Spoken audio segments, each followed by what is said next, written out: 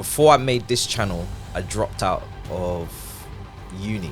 I hadn't showered, I hadn't ate, I hadn't slept. Like, I was on night buses all night, just contemplating, what am I gonna do? Be ready. I'm ready.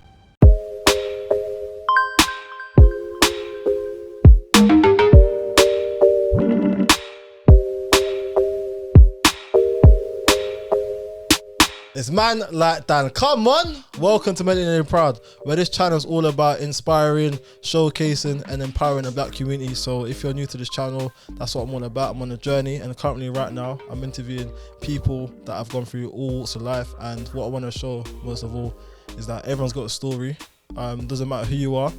And I'm hoping that everyone can relate to some of the people that I bring on. So today we got a young man that's doing really well, but at the moment you only really see him speaking about football, innit? So like, I personally believe that there's more to him than what people see, because everything shapes you to be who you are today, innit? And I also feel like there's more to you than football as well. So underneath all of what people are seeing, I feel like there's a leader, there is someone that's gone through life that can also share some gems as well, innit? So obviously I rate you.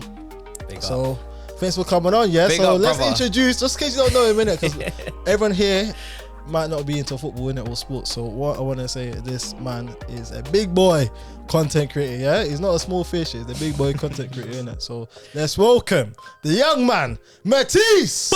Come on. Come on.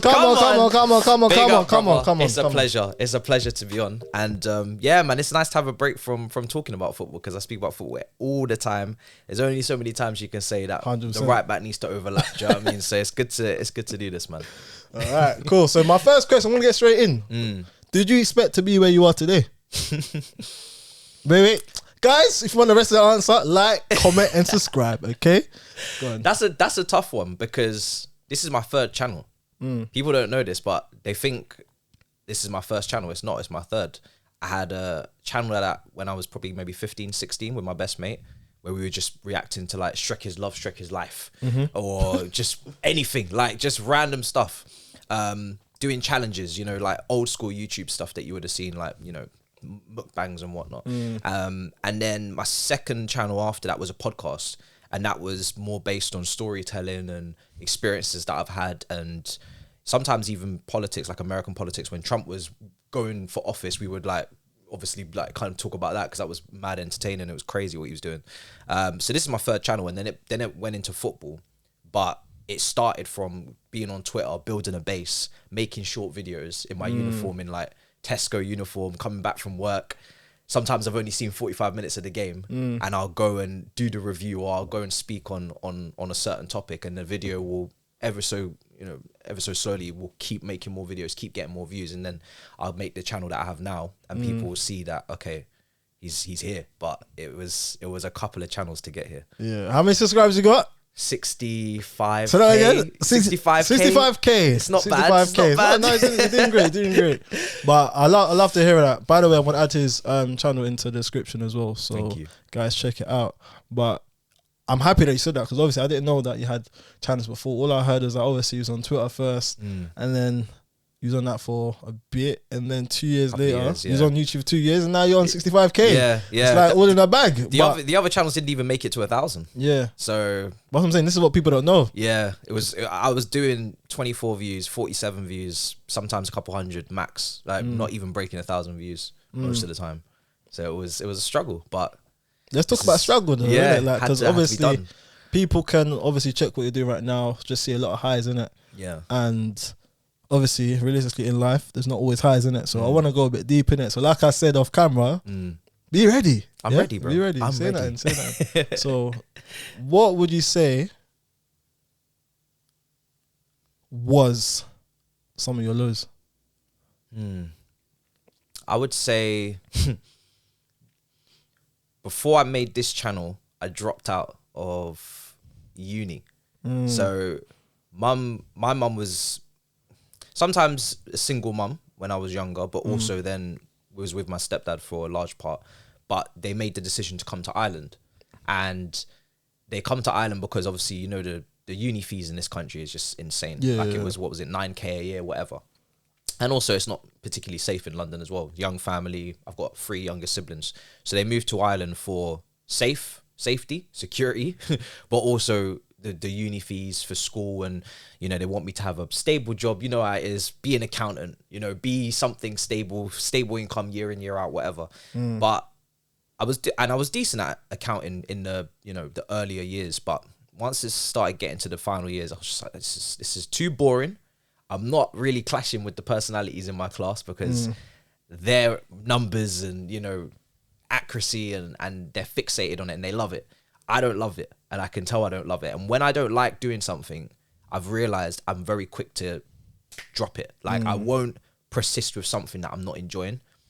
And people will even see that today on my channel. Like I'll make decisions that have to be made for me personally, even if I know the viewers are enjoying certain aspects. So I was in Greece with my mates. I was on a lad's holiday, and I said, this is the perfect time to ring her and tell her I'm dropping out. I know I failed my exams. Wait, what year was this? This was, what year was this? Probably 20... Was this like your first, I think it's second, 2019. third year? Summer 2019. What was it like, second or third year? This was my second year. So I'd repeated the first year. Yeah.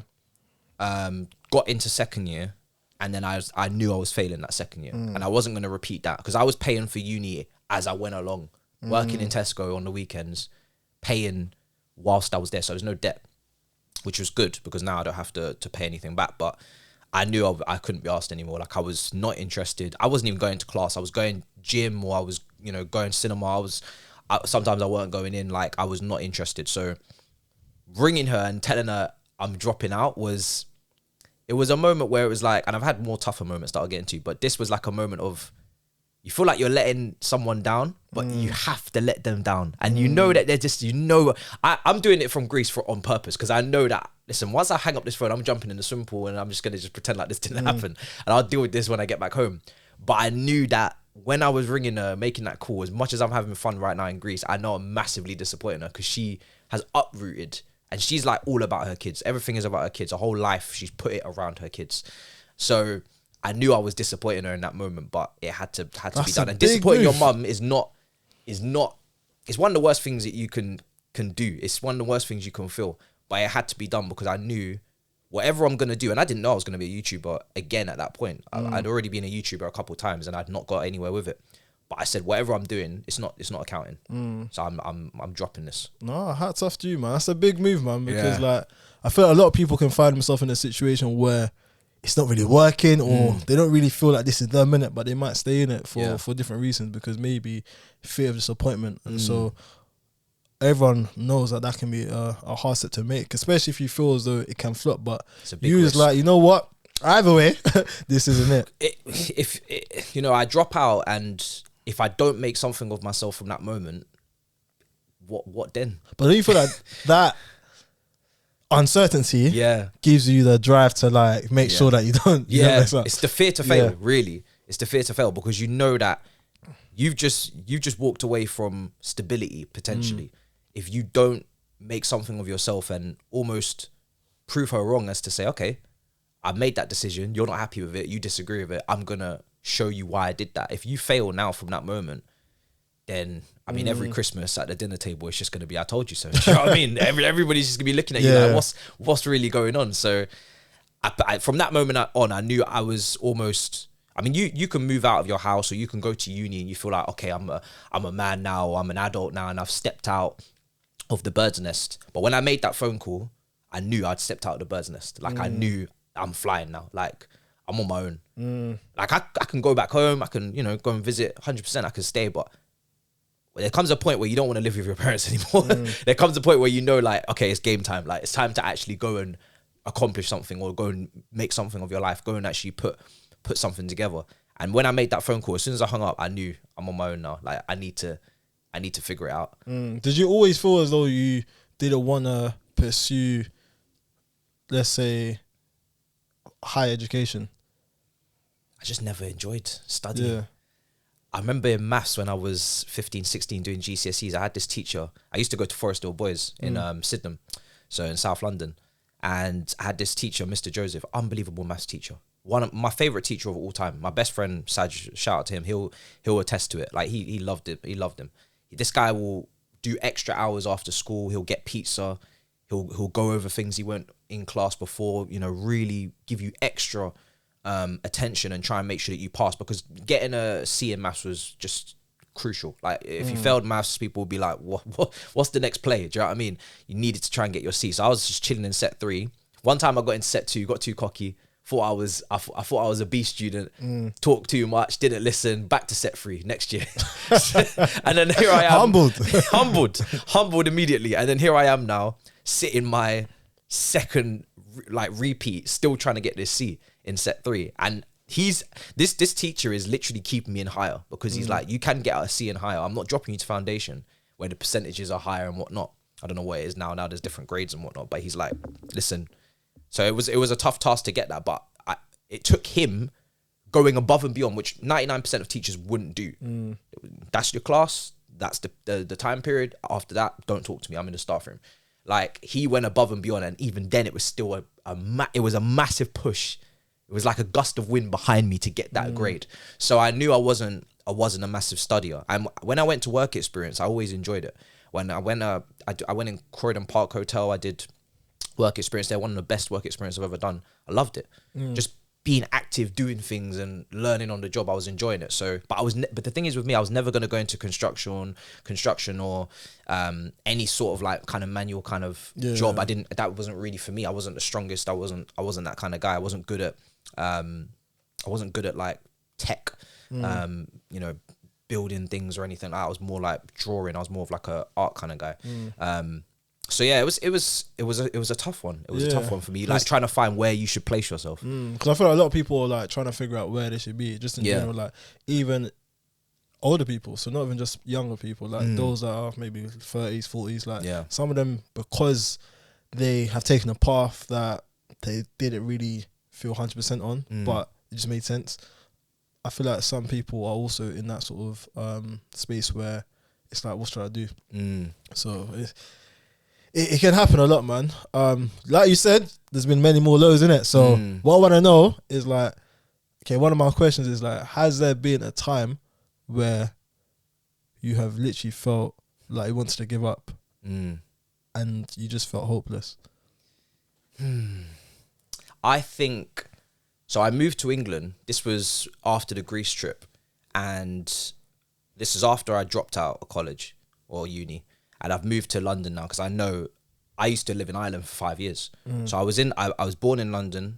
I was in London until like 16, end of secondary school. Then I went to Ireland for about 5 years, and I did their higher education system, went to uni afterwards, so their equivalent to A-levels, then uni. Worked in Tesco there whilst I was uni. And then when I dropped out, I said, all right, I need to come back to London because I'm in the countryside right now. There's nothing here. There's one street, one main road with some shops on it and a few pubs and a big Tesco, and that's where I've already worked. I need to, if I'm going to make connections, network, I don't know what I'm going to do yet, but I need to be in a highly densely populated area with stuff going on. I can't be out here with the cows and the sheep just around the corner. Do you know what I mean? Like, I need to be active. So I moved to London. I've got family in London anyway, so I went to my grandparents and got a job in Sainsbury's straight away, and was like, okay, I'll be in this job until I figure out what I'm actually trying to do. But mentally, I still was not ready to kick on. So I was in that job in Sainsbury's, and I was like, sometimes I was turning up late because I didn't want to do this job, but I just had to do it just because I needed to have some sort of income coming in. And my grandparents are at that age now where it's like making noise or getting in late or leaving early or like, it's just gonna rattle them. Like, it's gonna rattle them. It's disturbing their pattern, their peace, their schedule. They're like, they'll go to bed at 8 o'clock in the evening, and I'm like, the day's only just beginning. What are you talking about, bruv? We got a lot that can still be accomplished. So I was in a point where I was like still trying to get to grips of where I was going and what I was gonna be. And then I remember the day where my granddad, he didn't kick me out, but he broke one of my pieces of equipment, because this is where I was just starting to get onto Twitter, and I was just starting to get into tweeting regularly. I wasn't really making videos too much, but I was just starting to find something. And I was like, oh, people are following me and I'm building the community, and maybe there's something here. But it required making noise and being entertaining. And my granddad was losing it with me. Like, we got into this big argument and big fight, kicked me out. And I remember wandering the streets of London from like the hours of 11 p.m. till the following morning when my shift started in Sainsbury's the next day. And I went into Sainsbury's, I hadn't showered, I hadn't ate, I hadn't slept. Like, I was on night buses all night just contemplating, what am I gonna do? I've pissed off my grandparents. There's not really going back from that. Like, we've just clashed. Staying in that house now is not really, I mean, I can do it for a couple more weeks, but we need to find another solution, which means I need to now start paying rent, or I need to go and find somewhere else to live. And we clashed properly. And I remember just going into Sainsbury's that morning, bags under my eyes, and just thinking, like, I ain't really got an option here. I ain't got no degree. I don't have my immediate family's in Ireland. I can't really stay at my grandparents anymore. I was just chilling on a night bus, ringing my mate, luckily who was still awake, just like chatting to him and explaining to him what had happened. And I'm very much on the fringes of this Sainsbury's job where I'm constantly always late and it's like 20 hours or 15 hours a week anyway. What am I doing? I'm in London, it's expensive. How am I going to find somewhere to live? And I went back to Ireland for a couple of weeks, back to my mum, just to kind of reorganize myself. Came back here. Luckily, my uncle helped me out. I stayed with him for a week, but again, I can't live with family at this point. I feel like I'm too old. I don't even know how. How old was you at the time? I wasn't even that old, bro. I was like 20, 22, I think.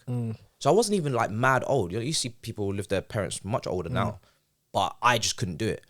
And luckily, I got a job in Virgin Active, and that's kind of where it started to turn a little bit. Funnily enough, again, that job, that was now going into 2020, and then we had that big break of there was no work so I had only been in the job for a month, March up until like July. I wasn't in work. I was getting paid. Wait, 2020, you said? Yeah. Oh wow. So now I'm from March to July. There's no work. I'm just getting paid. I'm back in Ireland again, just getting paid, building up my social, building up my Twitter, and now I'm really getting into the back end of that season, going into the summer. And then when I come back to Virgin Active now, which was a really good job, it was a sales job, but I'm one of these people, once I figure out the systems against me in something, like sales is very simple, commission. And if you do hit the target, they up it to a target you can't hit the next month. If you don't hit the target, you don't get commission. So you get a very bad pay. So I was like, I'm never going to be able to get a consistent amount of good money here because you guys are always going to move the goalposts. So I was starting to get sick of that job, and I was starting to clash with my boss again. And I'm like, this keeps happening. And that's when I figured out I can't work for someone. That's when I figured out I need to make something by myself. And it's very similar to my mum, because she always had a kind of entrepreneurial, kind of solo kind of vibe to her, where she had her own business. She had a nursery when I was younger. She ran that. She was the owner of that. She had a driving school. She ran that. She was the owner of that. That was her own schedule, her own time. She very rarely worked for someone else. And when she did, she didn't stay in that for that long. And I was like, this is what I've taken from my mum. I can't work for someone. I can't do this is the time you need to be in, this is the time you're leaving. I can't take loads of instructions. I also can't work in an environment where I know that there's a ceiling or a cap, or I can't beat this because this guy in some head office is, moving the pieces around. I said, that's when I really figured out, okay, I don't know exactly what I'm going to do yet, but I know what sector I need to be in. I guess it took a lot of hurdles for you to realize who you are. A lot of hurdles, yeah. I mean, I've clashed so many times. I clashed with my grandparents. I clashed with the boss that I had, the sales head department in Virgin Active, where we got into a shouting match because, again, I was just losing my rag with him and kind of like his way of doing things and what he was trying to instill in me. I was like, I don't want to be that person. Wait, so how do you feel then? Like all that going on, like clashing with grandparents, trying to find your feet as well, and you've left uni. Yeah. What's going on in your mind? What's going through my mind is I need to create a YouTube channel. Or I need to create some sort of income online, because I'm seeing people online are making money. They're self-serving. They're independent. And I thought, I'm starting to build up a bit of following on Twitter now. People seem to like the personality. I'm getting 10K, 20K, 30K. And then the videos that I'm doing are doing 50K, 90K, 100K, 150K, 200K. And the videos are doing really well. And suddenly now people are starting to reach out to me. And I remember one of the first people to reach out to me, and I always say his first three people was Joel Bayer, Turkish, and Rants. in 3 different ways. Turkish was more Big Six, and he was trying to put together that group. Rance was to come onto his channel and to just, you know, collab and to be on a show. And then Joel was to come and work on Cheeky Sport and be a social media admin. So I started doing that, but that was whilst I was at Virgin Active. So he doesn't probably know this, but I'm making memes and posting on the Instagram and trying to, you know, get these opportunities and be amongst it, because I've been watching these guys since they were running up on cars, and him and David, and, you know, they're doing interviews with players or fans outside stadiums and whatnot. So I'm like, okay, this is quite cool. I like this. But whilst I'm making those memes, I'm in the bathroom at Virgin Active when I should be on shift. And I'm taking a number 2. I'm not taking nothing. And I'm making these memes trying to post, because there's a schedule at Cheeky Sport where they're building an Instagram account, and it's my day to manage the account. I've got to get this out at 9, at 12, at 3, at 6. Cool. That's my schedule. I need to make the memes. I need to check the news. I need to know what's popping, what's relevant, put it out there. Cool. Keep the account running. Whilst I'm doing that, I'm meant to be at work, making sales, showing people around. And I remember one day, and this is when I knew I was going to get fired. This is when I knew I was at my, this is when I knew from that moment on, I know when I'm not coming back from something. Yeah. So like, there's a few moments in my life where it's like, I'm not coming back from that. Whether it's the grandparents, whether it's uni, whether it's friends, whether it's work. If there's a definitive moment, I'm like, yep, that will do it. That will seal the deal. That's game over. I was on my phone in the toilet, but I'd forgot to lock the door. So my boss who hired me, and I had basically spun him in the interview. I was charismatic. I know how to do a good interview. I know how to put on a show. Yeah. Which is now why I probably am a content creator. I was waffling, so much waffling, bro. I've never done sales before, but I was like, let me get my personality. I know sales is all about personality. Half of it's personality, then knowledge, and obviously if you got a degree in marketing, cool. But I was like, personality. So I wowed him in the interview, done a month, little bit of training, barely had to dip my toes in the water, because then lockdown come back from that now. I'm sitting in the toilet. I forgot to lock the door. He opens the door. He sees me on my phone. I look at him. He looks back at me. He shuts the door. I said, Man could have been squeezing a little fart. Man could have done nothing. Bro, do you know what's worse? I'm sitting on the toilet with my jeans on properly. I'm not even on bro, the seat's down. I'm just sitting on the toilet. Like, fully clothed, on my phone, making these memes, trying to make sure I don't get in trouble with the guys at Cheeky Sport. He opens the door, looks at me. He does that. Like, this is the face. He's like, shuts the door. I was like, okay, I'm gonna go back to doing what I'm doing. Man changes. When I come out of this toilet now, I'm gonna be given a notice. You know, P45 coming through. Man changes LinkedIn status. Like, unemployed. And then when I leave the toilet, I see him. He doesn't say anything to me. I said, silence is deafening, innit? This is not good. He doesn't fire me, but I knew. First of all, I knew my head's not in the game. I don't want to be here again. If I don't like where I'm at, or if I'm not happy doing what I'm doing, or I'm not motivated to do what I'm doing, I know I'm on the way out anyway. Mentally, I'm going, or if I'm not gonna leave on my own accord, I'm gonna annoy that person because I'm distracted and doing something else enough times for them to fire me or to kick me out the house or whatever it is. So that's one thing I've clocked about myself. I might not pull the trigger, but I'm a be there. I'm a be there. So out of the lows you've had, what would you say has been like the most transformational moment? I know you said you've had a few lows in it, or there's a lot of struggles that you've gone through. I mean, I've had exes cheat on me. I've had so much. Listen, you can speak about that as well, so man. I've had so many moments, but I don't know if they were transformational. I don't. You can still let us know on some of the experiences you've had in it, because like, I feel like all of this builds character in it, because as much as it might be in the past, as you're moving on in life, some of those like nuances can like transfer into other settings, even through your work. Like, you might be thinking, your position's not secure. Like, that sense of security could be lost in it because of, let's say, someone cheating on you. It can affect your self-esteem. All these type of stuff in it. So this is what we want to hear, mate. Let's hear. There's so much, bro. Because and how did it make you feel? That was way before all of this that we've spoken on. That was like early uni, just coming away from A-level equivalent. Very, very short relationship, like 3 months. But funnily enough, because I went to Forest Hill Boys, which is where this really all goes back to, is that was an all-boys school. So I'd never come into contact with females or girls from the age of like 11 up to 16. It's just lads, guys, fights, rushing, birthday beats, cage football, you know, little games on the playground, whatever, games room, all these things. It's just testosterone everywhere. And I wasn't really much of a fighter. Everybody will know that. That's known me from school. I'll never pretend to be, that's just not that's not me.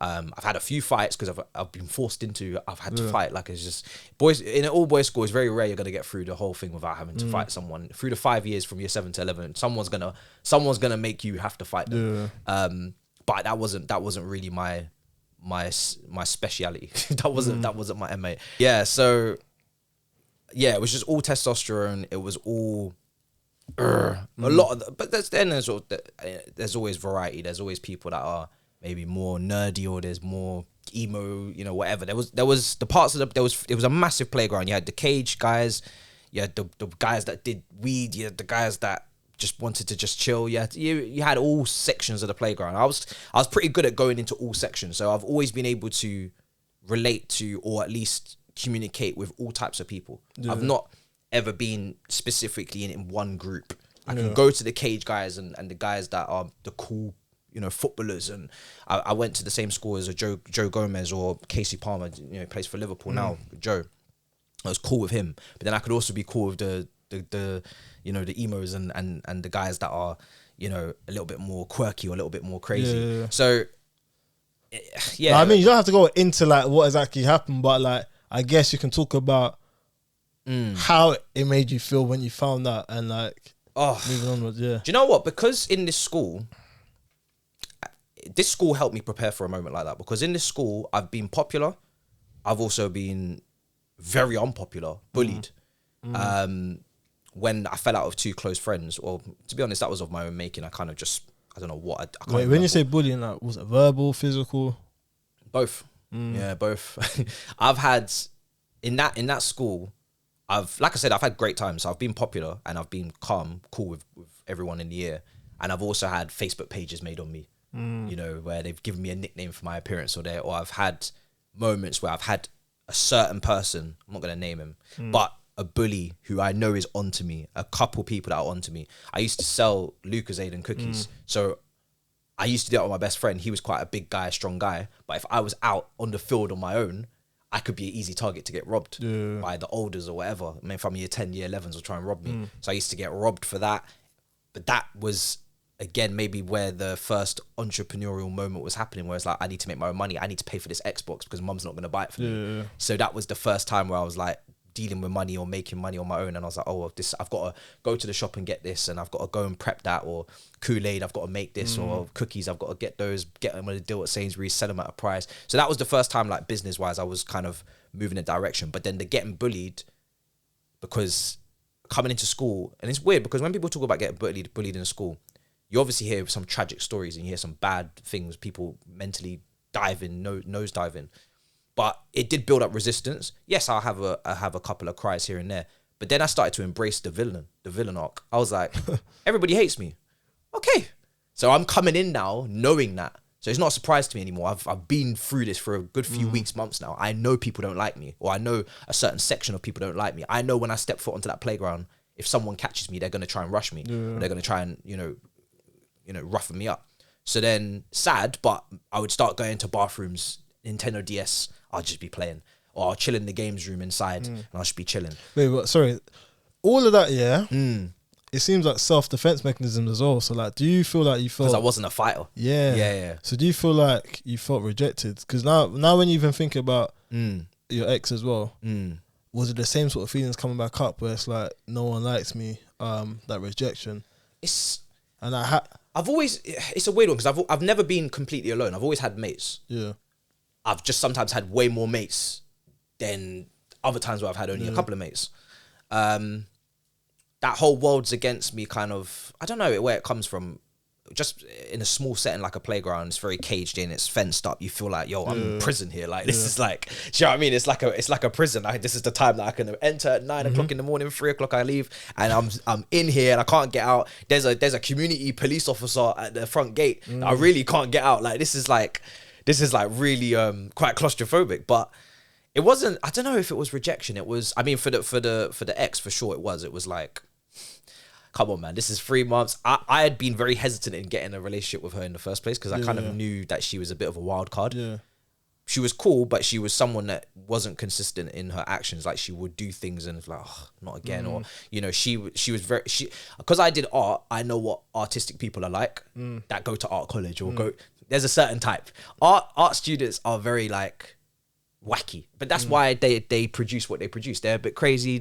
People will say they're tapped, but you can't predict what they're going to do next. They're very like, they move on emotion or they move on feeling, or like there is no like sometimes logic to what they're doing. They can do a lot of madness in a very short space of time. So I knew what I was getting into a little bit, but because it was like the first girl I'd probably introduced to my parents or I'd introduced to family or I'd actually taken seriously, when I found that out, and I found it out after we had broken up, which she obviously didn't really tell the full reason as to why. She kind of just gave me part of the story, not the other half. And then after saying, okay, cool, it's not a problem, we can just be friends. Wasn't happy about it, but we'll be friends. She's going to uni, I'm going to a different uni. Months later, it comes out through some of my other friends when I'm in Dublin. And I'm like, I'm just enraged, so angry. I'm just like, what? I've been taken for a real fool here. Not only have I been broken up with, which is obviously a little bit of a, you know, hit to the ego, but then whilst I'm friends with you, riding that period out and just being civil about it, that's when I find out that you've done a madness as well. So yeah, it was, but it's all character building. Yeah, because I was going to say that because like, don't get it twisted. I'm not asking you these questions to just expose yourself. Like, I feel like because like a lot of people might have similar experiences where they've been rejected or heartbroken, and so like, how did you come out of that sort of state, and what advice would you give to others that have gone through or are in that situation right now? I'd say you have to back yourself. You have to, and it sounds simple, but you need to remember who you are, where you've come from, and what got you into the position that you're in now, the good and the bad. Why did you get yourself? Because you have to obviously take some accountability. You've probably misjudged the person. You know, you haven't. Sometimes it just comes out of nowhere. But like for me, I had the signs, the warning signs before I got into that relationship that she is a little bit of a wild card and that could happen. So I have to take responsibility for that as well, for misjudging the person and not maybe following on instinct. But you have to back yourself. And that was a period where I really got into my fitness and I started to go gym a lot and I started to put on a bit of weight, and I've lost it now because now like my main focus is my content creation. So like trying to get back into the gym now is like so difficult. I've got the membership just billing me every month. Like, yo, wake up, 30 quid. Next month, yo, wake up, 30 quid. But it's not my priority now, but I wish it was because I want to get back into it, but it's difficult. But in that period, I went to it because it was needed. Like, it wasn't just to look good or to like, you know, flex on the girl or be like, or flex on, you know what I mean? It was like, I need some sort of way of getting out anger in a not even a positive, just in a constructive way. I'm gonna challenge you here. Has the anger gone? Has what? The anger gone? Has the anger gone? Oh yeah, 100%. Because I feel like the reason I ask you that, because like a lot of people suppress it through I don't know, different activities, or maybe just suppress it and it's just down, but it might just come to the surface in another scenario. I don't hold grudges, you know. Cool. That's the thing. I don't hold grudges. Even the individual that bullied me, like, and he was really bad. He played on the same football team. I used to play Lewisham Youth. So we played on the weekends together as well. So it's such a weird dynamic. I'd see him all week at school, and then for the football team, he's like a different person because it's like a different environment. So he needs to be more of a team player. He can't be seen to be bullying one of his own teammates. But in school, in the cage, he's moving mad. So it was a weird week where I'd see him on Monday to Friday, and I'd see him probably on a Sunday or Saturday as well. But even him, I don't think about. I don't. Because what do you say it does for you then? Because like holding a grudge versus releasing whatever happened. Like, what would you say it does for you? I think releasing it is easier when you feel like you're accomplishing things yourself and you're moving in the right direction. I think if I had not done the things I've done and made the moves I'd made in my own career, and if I was still, you know, the same kid that was kind of rock bottom, still trying to find his way, then I probably would think about these things a lot more, and I would get it would wrap around my head a lot more because I'm not where I want to be, because I'm not even where I want to be now, but because I know I'm moving in the right direction and I know it's all in my control. It's not in the head office control. It's not in the boss. It's not in mum. It's my control. it's down to my work ethic, my quality, my standards, my creativity, my own. Yeah.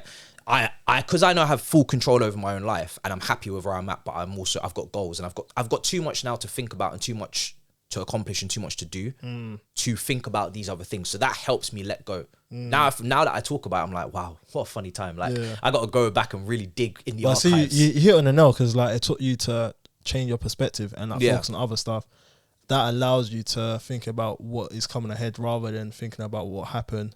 If you stay in that position where you're always looking at what happened, you're gonna remain in that position mentally as well, innit? And You've you're got to give yourself a new focus. Yeah, you have to. And that's what gym was. Gym was like a small start where it was like, I got to get to 80 kg. I've got to put on, that weight. I've got to try and,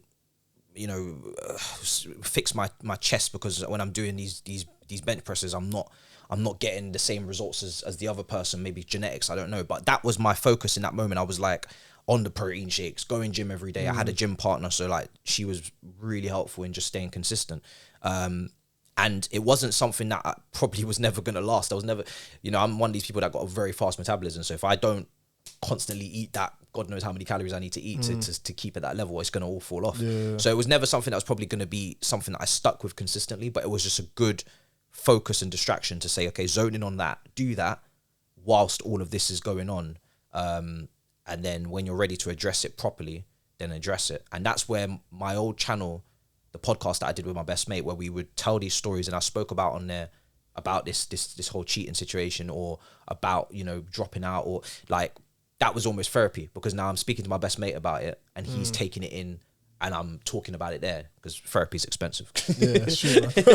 It's true. Well, like you said, it's character building, man. It definitely is. Even though you're doing well on content creation, etc., the comments are not always nice. So I want to talk about the dark side of content creation. Yeah. Because how do you deal with that? Let's start off with comments, like especially when they're negative. That's what our focus is. It all ties in, because of the bullying, the comments can't do nothing really to me, to be honest. Like I take the constructive criticism. I love that. I love the feedback. I think I'm fortunate enough where I haven't actually received abuse really online. There was only this one time on Twitter where it was like a day or two where I was really going through it. And it's because I had a guest on that, she was great, the other guest, it was a great debate. And I was trying to, at that point, create content that wasn't being created in this particular Chelsea sphere, where you're getting people on in groups that people had never seen before. Because my thing with creating content is always like, I like to shock people. I like to create something people are like, wow. Like I remember I spent one time on a skit. It was like last season, and it was Bond on a budget. And it was basically me dressing up as James Bond. We had lost 7 games in a row, but I'd spent from 10 p.m. that night to 10 a.m. the following morning just shooting. And I'd gone Canary Wharf, and it's solo shoot. So it's like tripod like that, camera, iPhone on a holder, and I'll take long shots. And the reason why I did it at night is because there's no one around. It's very unlikely then my phone's going to get taken. Daytime, it's long. So I'm taking all these wide shots, long shots. I'm on the train. I'm on a night tube. I've put the camera at the front of the carriage, and I'm at the back of the carriage running towards it, and that's a shot. Like I put a whole 12-hour shoot into that, and that was like, that was tough. So I can't even remember where I was even going with that, but that was just like an example of how far I'm willing to go just to shock people, I guess, in my comment section and say, oh wow, I didn't see that coming. That was really, because you can get very repetitive, you can get very safe in this industry where it's like, you've got a routine, you've got, you can just go bang, bang, bang, this is what I'm doing. And it's very much a similar vibe, but just to keep myself entertained, I needed to throw creativity and I needed to throw shock value into it. So back to the negative. But creativity for me, you can get it wrong. I remember doing a skit before where I was trying to be funny and it just weren't. I watched it back and I was like, this is dead. I still put it out. So what are the type of comments you've been receiving? And like, I'm focused on the negative side, so the dark side. The negatives, the negative. Okay, so one of the, I'd say when it's content specific, I don't even see it as a negative. I just see it as personal taste, or I've got something wrong that I need to go back and change. So I don't even really see it as a negative. I'd see on Twitter as quite a toxic platform. So, but that's why I was birthed. Yeah. That's why I grew up. Yeah. So I grew up in the toxicity. Again, it's like school. I grew up in the testosterone like environment. I've grown up in maybe some of the harshest places. coming from like East London, Forest Gate, moving to South. So I've gone through the trenches without being involved in what a lot of people are involved in when they're in the trenches. So what are people saying is like to like appearance? Yes. Yeah. So you don't have to share them. No, I will. I will, okay, 100%, because I've already addressed it on Twitter actually when I was coming up, and I would. It's funny because I was speaking to Babs about this yesterday. The best way sometimes to deal with those situations is if you show that you are self-aware of these deficiencies. I don't know what you want to call it. Everybody has something about them that they don't like. That doesn't make them perfect. If you are self-aware about it and then you say it before they do, they're like, damn, what now? So, funny story, I'm extremely blind. My eyesight's been dropping off since, I don't know, 13, 14. So that's consequently led to me leaving my Sunday league team, because them aerial balls that used to come to the defense and I'm mistiming them. It's like, this is not it. My vision is not picking up this circular motion right now, and it's causing a problem. But then I went for so I started to learn more about like what the issue is, because it was actually an actual problem. It wasn't just like a fading of the eyesight. It was like was it conoconus or something like that. I had to get surgery for it, and it's nasty. Like they'll peel like a layer of your eye off, and you're under the needle, I guess, surgery and whatnot. But I learned that, first of all, one of my eye lazy as hell, like a lazy eye, but then also like can't seem to fixate on camera. So a lot of the time when I was making videos, I'll be looking at the camera, and I'm looking at the camera, I'm focusing, but then one of my eyes will kind of like just slightly move a little bit away. I'm sure it's quite a common thing, but that's like an eye condition that I have. So it's obviously when people are watching the video, they're like, oh, look this way, and they're getting on to me about it. I'm like, I can't really help it. How does it make you feel though when they do that? I mean, it's I don't really take it that badly, because I know it's nothing that I can control, and I know it's not changing what I'm saying. Obviously, it's not changing the overall kind of mission statement of the content, but obviously it's a little bit of an annoyance, I guess. But I don't know. I think because of what's happened previously, where when I was very young, I had to take those hits. I don't think those things can really affect me. Like, I don't really go from those comments and say, and I'm quite good at managing comments as well. Like, if I know that I've put out something or I've said something in a statement or whatever, like I've given an announcement that a lot of people are not going to like, I just won't look. Like, I'm not one of these people that are like upset. I used to be obsessed when I was first growing the Twitter. I used to be getting cooked in the quotes, and people would be, lambasting all sorts of insults and whatnot. But then I figured out the game, and it's like when I figured out the game at Virgin Active when it was against me, but I figured out on social media that this is for me. Even though people are coming at me, this is bringing the engagement up. This is bringing the views up.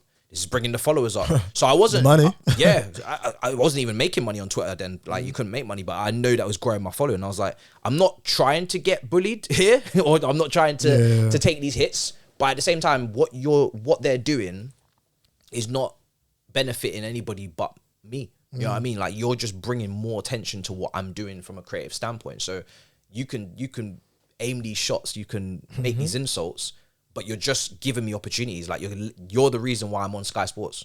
You're the reason why I've got a channel now. You're the reason why I'm on this platform, because nobody in real life has come up to me and started giving me insults from this. I've only received love. And I've speak to so many content creators, and they say the same thing.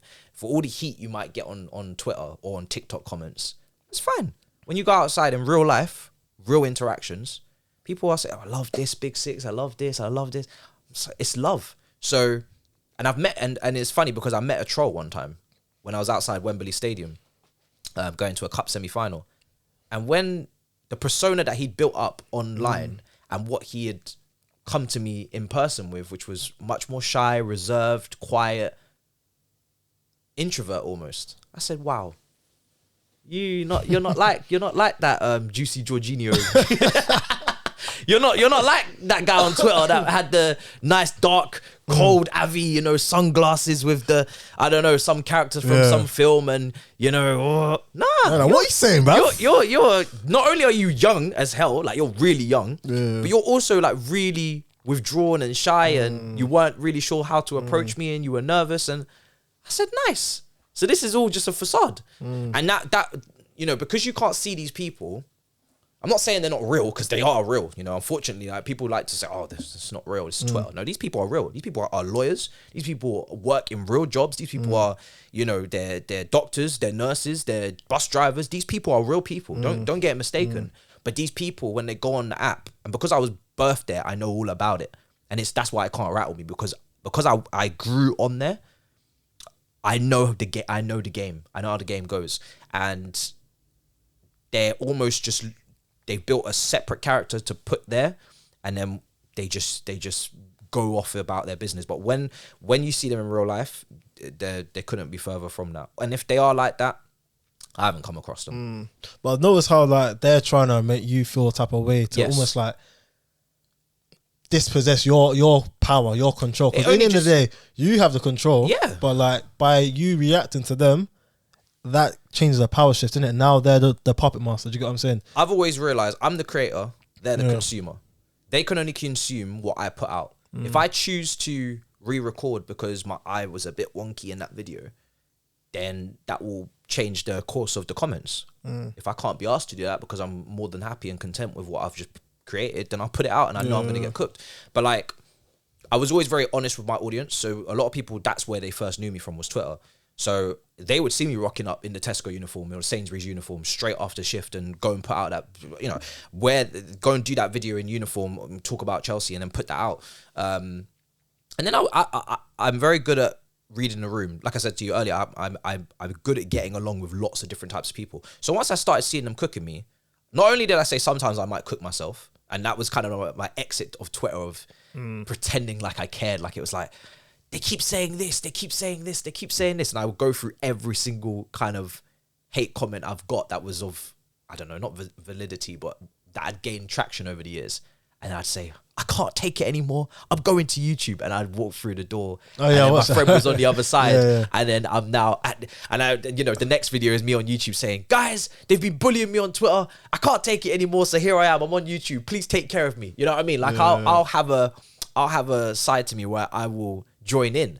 But I also hit back. So I remember so many videos where I used to cuss them out. I used to be like, you know, you guys need to start saying good morning and good night to your parents before you say good morning and good night to Pogba Senior, which was like a really big Twitter account at the time. You know, make sure you brush your teeth before you start, you know, speaking all this rhetoric on 8 a.m. in the morning on Twitter. So I used to go back at them, and then people used to laugh. So they was like, not only can this guy take it, but he can give it. And he's also self-aware enough to know that, yeah, he does have this or this or this, but he doesn't care. And I think people, when they realize you don't care about whatever they think is such a big issue, they're like, oh, damn. Okay, well, then if he doesn't care, then what now? You can't mock someone for something if, one, they know it, two, they don't care about it. Yeah. So self-awareness was key for me. Yeah, because what I want to do now, like, obviously we spoke about the comment section for you, but I feel like this can relate to many people in other ways. So like, just in life, when you got these trolls in your life, when you got people trying to criticize you, whether it's based on your appearance, your skill set, or maybe what you've done in the past, like, what advice would you say you can give to those people that need help? I think there's different strategies. For me, it was, I just kept putting out more content because it, you know, I found a way to deal with it whilst being within it. If you have to take a step away, then definitely do so. Do you know what I mean? Like, social media is not for everyone, so you can't force it. It's you've either gone through the experiences that you maybe need to go through to be able to handle that side of social media, or you haven't. If I had not gone through what I'd gone through at school, or, you know, in different stages, I might not have been able to deal with that.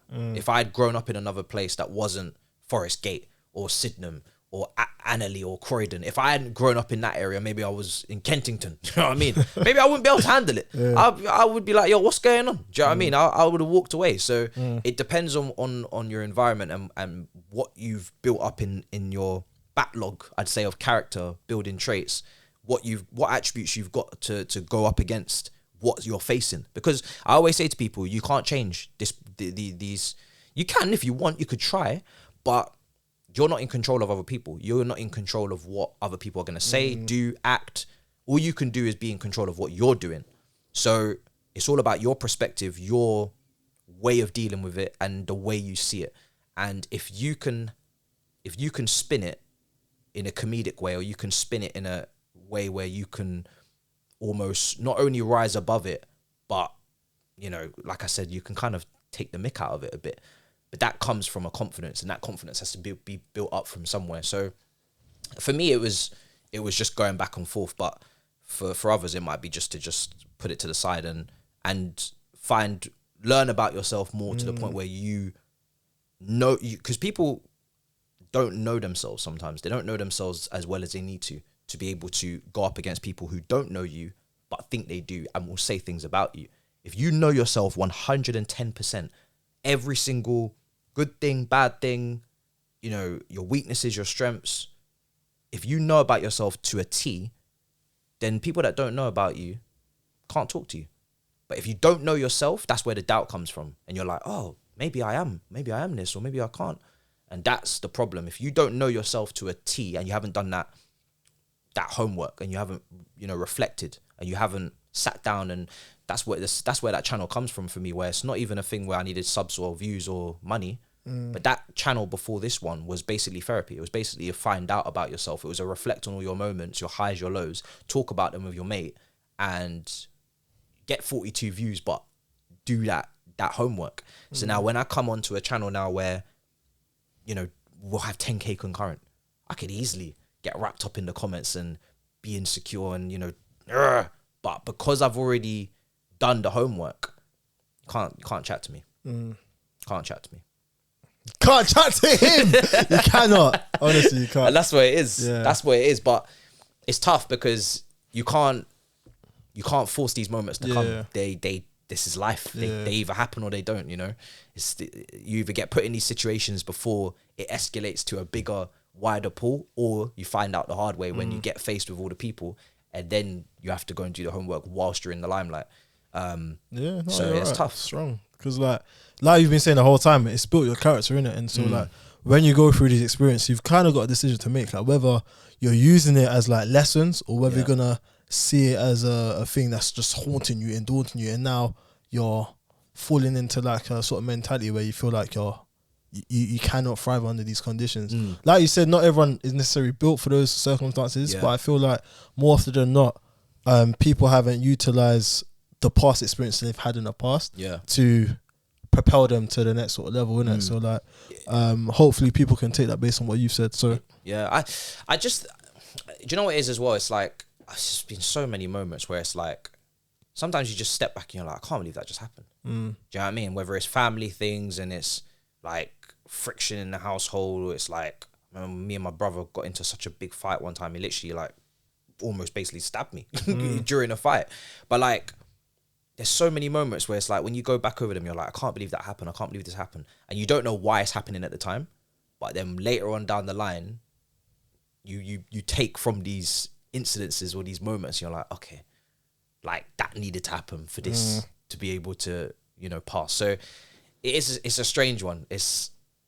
I'm not religious, or I'm not like, I'm not religious at all really. But when people say there is a plan, and like there is clear step by step, this is what must happen for this to happen. There's so many points in life where if that didn't happen, I wouldn't be here, or I wouldn't be able to do this. And then it's like, what would be happening right now? And it's like a daily thing, whereas you just don't know what's. So it's just strange, man. I'm not religious, but it's like, I get it when people are like, yo, there is a clear path that is set out for you, and this has to happen for this to happen. And I can see it because so many character building moments. If these incidents didn't happen, I don't know what would have taken place. Wow. This is what we need to hear, man. Let's hear this more, man. Obviously, do your thing, your sports and that, innit? But soon, I'm 100% sure we're gonna see more conversations like this from you in the future. Hopefully, 100%. Trust me, I'd love to go on, man, but I know you guys are gonna listen. You're not gonna listen if I go even longer, innit? So I'm gonna end this. But before we go, what would you like to say to the audience? So, your final words of encouragement to your brothers and sisters. Could be about what we discussed now, or can it just be anything that's on your heart? What would you like to say? It might be naive, but I would say you need to prioritize your happiness. I know people say this a lot, but it's easy to do the opposite. It's easy to go into a trap of security, safety. As you get older, obviously the dynamics change. If you have responsibilities, you have to be a lot more cautious and coil with how you move and the decisions you make, because you've got people that depend on you. But when you're young, if you have the means to do it, and if you have some sort of support around you where it allows you to take risks, then take them. But yeah, you only get one life. It's as simple as that. And you don't want to live your life unhappy, because I've heard so many podcasters from people that have far more successful than I am, and they've always said, you know, money doesn't bring you happiness, or, you know, this doesn't bring you happiness. The only thing that brings you happiness is you. What are you doing on a daily basis? Are you enjoying it? Is it what you were placed here to do? Because once you get to that money, or wherever you're trying to get to, you still need to have fulfillment in yourself. And if you don't have that from day one, you're not going to have that day 20, day 30, wherever you think you should be. So you need to just be where you want to be, is basically the message. That's powerful. So guys, make sure that you took notes, because obviously what he said was very like powerful. Thank you for just like sharing your story. Yeah, pleasure, I know you haven't done that that often, or maybe in a long time as well. So like, honestly, even for me, just hearing it, like, it really has been touching, innit? And I always just rate you more now, innit? And definitely some of the things that you said, I'm going to apply to my life. But also, everyone that's heard this as well, please apply this to your life as well, because life is not straightforward as people make it seem. But yeah, man, please check out his channel as well. He's doing great work. Support him. If you see anyone chatting rubbish about him in the comments, back him up. Back him up, innit? But obviously, if you like this, guys, please like, comment, subscribe, and yeah, you'll see more from us.